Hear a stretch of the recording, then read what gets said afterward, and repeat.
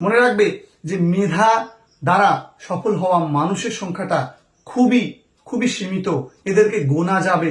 কিন্তু স্ট্রাগল করেছে এবং সফল হয়েছে এই মানুষের সংখ্যাটাই অগণিত। তুমি এখন যে স্টেজে আছো, হোক সেটা মাধ্যমিক বা উচ্চ মাধ্যমিক বা তোমার কেরিয়ার বিল্ড আপের সময়, তুমি যে সময়টাতেই থাকো না কেন, তোমার সফলতার জন্য চাই কঠোর পরিশ্রম। তোমার মেধা আছে, তুমি ভাবছো একবার পড়লে তো পড়াটা আমার হয়ে যাচ্ছে, তাই তুমি আর গুরুত্ব দিচ্ছ না।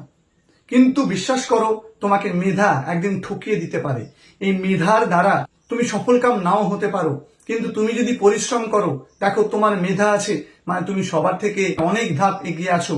এই মেধার পাশাপাশি তুমি তোমার পরিশ্রমটাকে কাজে লাগাতে পারলে তুমি পৃথিবীর যে কোনো কাজে সফলতা অর্জন করতে পারবে।